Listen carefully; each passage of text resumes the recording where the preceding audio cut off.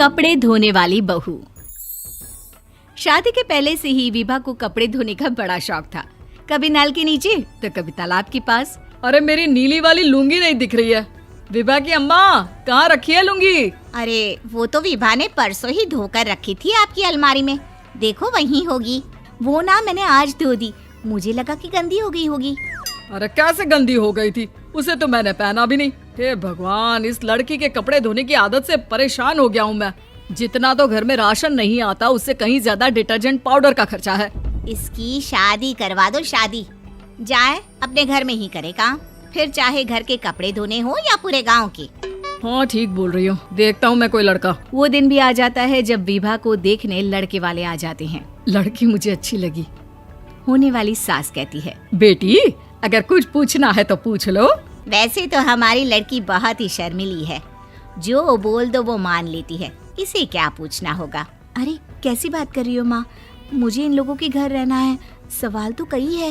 हाँ हाँ बेटा, पूछ लो ना, क्या पूछना है। आप लोगों के घर कपड़े कौन धोता है? सास का मुंह बन जाता है।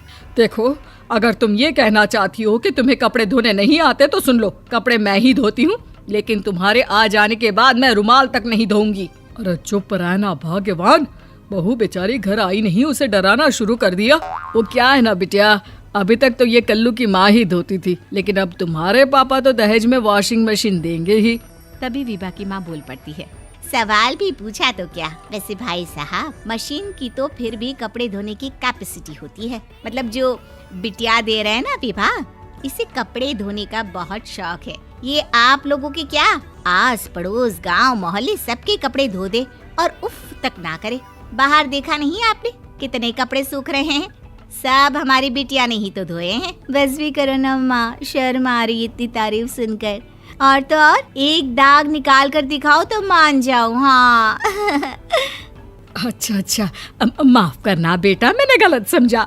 हमें तो रिश्ता बहुत पसंद है। और ऐसे जुड़ जाता है रिश्ता कपड़े धोने का शौक रखने वाली विभा का। उसकी शादी हो जाती है कोयला फैक्ट्री में काम करने वाले कल्लू के साथ। शादी के बाद अचानक विभा चिल्लाती हुई सास के पास आती है। सासू माँ, अरे सासू माँ कहाँ है आप? ये तो धोखा है, धोखा दिया आप लोगों ने मुझे। इसे ससुर के चक्कर के बारे में पता चल गया। अरे तो उसमें तुझे क्यों धोखा मिला है? अरे नल में पानी नहीं आता, कपड़े कैसे कब धुलेंगे? अच्छा, तू पानी नहीं आ रहा उसकी बात कर रही है। तो आपने क्या सोचा? कुछ नहीं। अच्छा, तेरी माँ ने कहा था कि कपड़े धोने का शौक है तुझे, याद आया मुझे। शौक बोलकर कपड़े धोने वाले मेरे जुनून को कम ना आके सासू माँ, कपड़ा धोना मेरा गुरूर है। तभी पति भी वहाँ आ जाता है। अभी मैंने इसे सनी देओल की फिल्म दिखाई है, उसी के डायलॉग मार रही है माँ। अच्छा सुन, साफ साफ बता रही हूँ, पानी सुबह 4 से 6 और शाम को 10 से 12 आता है, समझी? विभा टाइमिंग सुनकर हैरान हो जाती है। ये क्या भूतों का मोहल्ला है? सुबह 4 बजे उठकर कौन कपड़े धोता है? 4 बजे टंकी में पानी जाता है, फिर सारा दिन धोना ना, किसने मना किया? अरे कैसी बात कर रही हैं? 200 लीटर की टंकी में कितने कपड़े धो लूंगी मैं? सुबह ही उठ जाऊंगी मैं। अब क्या था, विभा सुबह 4 से लेकर रात के 12 बजे तक कपड़े ही धोती रहती। एक रोज सास पड़ोस से निकलकर कहीं जा रही होती है कि साथ वाली कहती है, हाँ कल्लू की माँ, जरा ये बताओ कि 2 साड़ी है, 2 ब्लाउज और एक पेटीकोट और एक नाड़े वाला लंबा कच्छा। हाँ तो? अरे तो क्या, कितना लोगी धुलाई ये बताओ। धोबन दिख रहे हैं हम क्या? हमारे पति सरकारी नौकरी से अभी रिटायर हुए हैं और बेटा सुपरवाइजर है कोयला फैक्ट्री में। धोबन समझ रखा है हमें? हाय रे कल्लू की अम्मा, माफ कर दो, वो तो मोहल्ले में यही सब बता रहे थे कि तुमने बहू को कपड़ा धुलवाने के काम में लगा दिया है। सास को पड़ोसन की बात सुनकर गुस्सा आ जाता है। वो घर पहुंचती है जहां घर के बाहर ही इतने सारे कपड़े सूख रहे होते हैं जितने कि किसी धोबन के घर पर। अरे ओ कल्लू की दुल्हन, बाहर निकल। माँ जी यहीं आ जाओ, बाथरूम में चादर धो रहे हैं हम। अरे अभी हम धोते हैं, तुमको बाहर निकलो। ये आस पड़ोस वाले बोल रहे हैं कि हम बहू से कपड़े धुलवा कर उसे कपड़ा धोने वाली बना दिए हैं। अरे छोड़ो ना माँ जी, किन लोगों की बातों में आती हो? आस पास के लोगों का तो काम ही होता है कि वो किसी तरह सास बहू को लड़ा दे। बहू सारे घर के कपड़े धोती है, ये क्या कम है? बोलिए। सास को भी लग जाता है कि वो बहू का ये सनकीपन नहीं छुड़वा सकती, इससे अच्छा है कि खुद ही चुप हो जाए।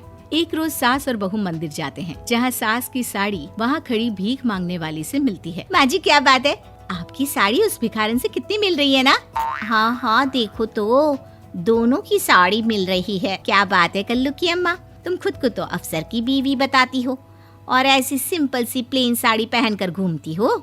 सिंपल और प्लेन नहीं है ये साड़ी। तो क्या सोने के धागे से फूल बने हैं? कुछ भी सासू माँ, कुछ भी। हाँ बने थे इस साड़ी में सोने के धागे से फूल। मेरे पति लेकर आए थे मद्रास से स्पेशली मेरे लिए 10,000 की। ताहे भाई साहब इस भिखारन के लिए भी सेम टू सेम साड़ी लेकर आए होंगे 10,000 की। सास उस वक्त तो कुछ नहीं कहती, लेकिन बहू के साथ घर आती है और अलमारी से एल्बम निकाल कर लाती है। ये साड़ी देख रही है, ये वही साड़ी है जिसे मैंने अभी पहना था। इस साड़ी में ये जो चमकदार फूल दिख रहे हैं ना, ये सोने के धागों से काढ़े गए हैं। लेकिन तू लोकल वॉशिंग मशीन ब्रश से घिस घिस कर सारे फूलों को निकाल कर साड़ी प्लेन कर दी। मुझे माफ कर दीजिए सासू माँ। और तो और, जब मैंने तुझे तेरी गलती के लिए कुछ नहीं कहा, लेकिन तूने तो सबके सामने मेरा मजाक ही बना दिया। क्यों? बहू को समझ में आ जाता है कि अब से उसका कपड़े धोना बंद।